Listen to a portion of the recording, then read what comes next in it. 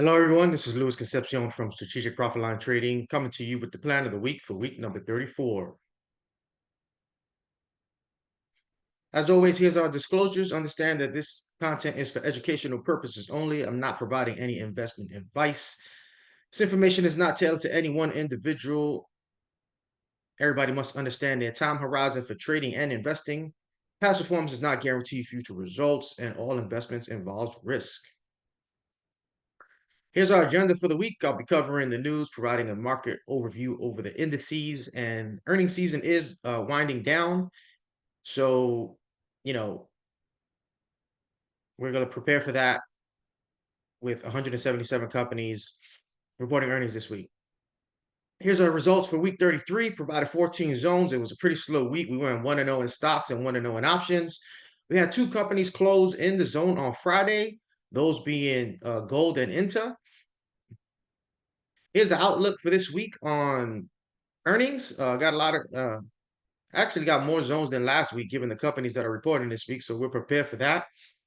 Went ahead and update our stocks. We are 51 and 39. Globe was the company that worked for us this week. And on the options front, we are 94 and 24. Before I get into the charts this week, I want to talk about a little bit about the Fed. That Fed watch is going to happen on 18 September, which is pretty much a month from now. And when the Fed is going to decide whether or not they're going to cut rates. So that's going to have impacts on the markets, both the bonds, interest rates, and the stock market. So this is what it's looking like right now. We've already gone from 90 down to 75%. So given the political climate this year, they may not even cut rates. So we got to be prepared for it in any shape, form, or fashion. But as you can see, we are expected to lower at least a quarter basis point and 75% chance that that's going to happen.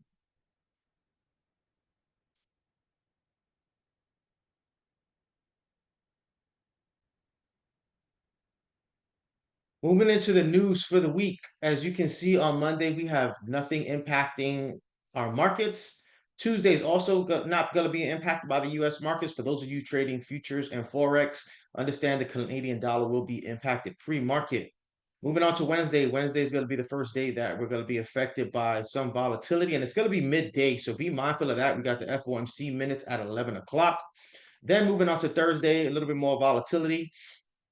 The euro is going to be affected in the evening, late at night. So that's going to affect the dollar. And that means we might have some volatility depending on what these markets do in the opening in the morning. With that said, we got additional volatility. We have unemployment claims. So be prepared and mindful of that. And then 15 minutes into the open, we have two reports that are going to impact and provide some volatility for us on Thursday morning. Then moving into Friday, as you can see, the Canadian dollar has some reports pre-market, so be mindful of that. And then good old Jerome Powell is speaking 30 minutes after the open, so that should be interesting. Hopefully he doesn't hit there and decides to do a cut rate early. So just be mindful of that he's speaking, and we're getting a lot closer to D-Day for interest rates cuts, which is September 18th, and expect some volatility with that occurring.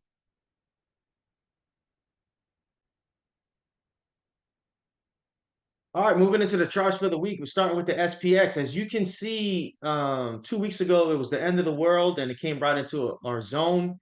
And we've pretty much recovered everything, that market crash we had 2 weeks ago, allegedly. We're back into an area where we might just stall this week, so don't be surprised at that. However, just understand that this level has already worked. So for my aggressive traders, you can go ahead and take this trade. For you or those who are more conservative, you can be more patient and take this level again. So don't be surprised if we stay stagnant all week. Earnings may be a catalyst of that. So just be mindful. And like I said, with the Fed speaking on Wednesday and Friday, we just might go sideways the week before we even have we keep going higher to make all new time highs, or they decide to pull the market back. With that being said, the first supply zone I have for you is 55.43 and let's call it a quarter. 255.86.96, call it 55.87 on the supply side, with another level right on top of it at 56.35 to 56.74. And if you want, just call it all-time highs and take yourself to 56. Well, we are covering the all-time high. And on the demand side, the level we just came from 2 weeks ago, 51.2439 to 49.49. Moving on to the NASDAQ. As you can see, the NASDAQ is a little bit weaker. It did not recover all of its move that it fell from, just like the S&P, because the NASDAQ had a 20% drawdown as opposed to the S&P just had a 5%. With that being said, this is the same level in the S&P 500, that level being 19,722 to 1919 on the supply side, with another level right on top of it at 2253 to 2592. On the demand side, we got 17,581 to 17,262, with subsequent demands going lower. It might take, we got to break this first before we even discuss our other levels. However, we got gaps to the upside and gaps to the downside that need to be filled. Moving on to the Dow Jones. Dow Jones holding a little bit stronger than the NASDAQ. As you can see, there is no supply in the Dow Jones, with our level being created here at 388.04 to 382. And that level, as you can see, has already worked with where all the indices turned 2 weeks ago. Moving on to the rut. As you can see, the rut is holding both our levels. This level has been breached, however, until it's completely closes above it, we're going to utilize it. That supply level being 2235 to 2289. In the event of an overshoot like we had on this day, on July 31st, we have another supply level here at 2325 to 2370. Now, to the downside, again, we'll keep this level in here until it's no longer valid. However, we've been waiting for this 1887 to 1847 for quite some time. Now, moving into earnings for the week. First company I have for you is Zim. That's cheaper stock. I have no supply for you on this company. However, the first demand level I have for you is 1359 to 1230. Moving on to Estee Lauder. Estee Lauder, Monday morning reporting earnings. It is in a demand zone, so you may be able to take action on this at the immediate open if we are still in this area, unless it decides to take off. But that level for you is going to be 97.81 to 75.19 on the demand side, and on the supply side, 175.13 to 204.21. Next company I have for you, Palo Alto. On the demand side, 281.47 to 274.89, and on the supply side, 359.88 to 375.34. Next company I have for you is Lowe's. For Lowe's, on the demand side, 209.73 to 205.61, and on the supply side, 251.04 to 255.53. Next company I have for you is Medtronic. On the demand side, 75.58 to 74.66, and on the supply side, 94.97 and 96.95. Next company is Toll Brothers. So no supply in Toll Brothers. However, on the demand side, we got 104.71 to 95.54. Next company I have is Keys. So on the demand side, as you can see, barely missed this level. That level is going to be 119.34 to 112.08, with a subsequent level right below it at 108.45 to 102.75. On the supply side, understand that this level has already worked.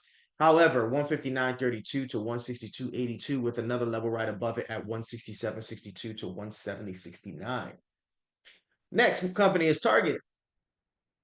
On the demand side, 113.52 to 102.63, and supply is pretty far away, 215.08 to 239.40. Next company is ADI. Demand 190.65 to 186.36, and no supply in this company, as all-time highs was 244. We may hold here and fill this gap depending on what the indices do. However, no supply in this market for you. Next company is Snowflake. So Snowflake has had a rough year this year. It's put in an all-time low here at 107.93. There is no demand if it breaks this level. However, I'll say it louder. This is a very aggressive level. 112.94 to 107.28, with supply at 186.22, 194.30. Again, this is a very aggressive level, so you may want to wait for earnings to play out. Next company is Zoom. So on Zoom, Zoom's another company that's put in an all-time low. No demand on lows. No demand on Zoom, as the low is 55.06. However, we got some supply levels here at 62.42, 63.73, with another supply zone right above it at 65.38 to 67.39. That's a zoom. Next company, Agilent Technologies. This level hasn't worked several times. However, until its breach is still valid. 128.87 to 123.68. In the event of an overshoot, you got a level at 114.52 to 111.88. On the supply side, 150.68 to 155.36. Next company is Urban Outfitters. So on Urban Outfitters, on the demand side, we got 28.79 to 23.29, and on the supply side, 44.73 to 52.50. Next company is Nordson. On the demand side, 208.07 to 194.73, and on the supply side, 268.43 to 276.15. Next company is Baidu. On the demand side, 88.69 to 73.41. On the supply side, 128.08 to 136.51. Next company is Advanced Auto Parts. On the demand side, 46.67 to 42.19, and on the supply side, 83.68 to 88.58. Next company is BJ's Warehouse. As you can see, all-time highs was 92.37, so we have no supply. With that being said, our first demand level is 81.12 to 78.95, with another level here at 69.83 to 68.22. Next company is Williams-Sonoma. No supply on Williams-Sonoma. First demand zone I have for you is 121.86 to 107.22. Next company is TD Bank. So for TD Bank, on the demand side, 46.24 to 42.94, and on the supply side, 64.58 to 66.12. Next company I have for you is Workday. You can see we missed this level here. However, 198.92 to 190.87 on the demand side. On the supply side, 291.05 to 298.27. Next company is Intuit. There's other levels that have been holding. They've worked multiple times. This is a large level on the supply side, 666 to 717.63, what an ugly number. On the demand side, 576.89 to 557.65, with another level right below it at 526.36 to 512.83. Next company is Ross. And no supply on Ross. Its all-time high was 153.06. The first demand level I have for you is 116.14 to 108.45. And that's going to do it for our charts this week.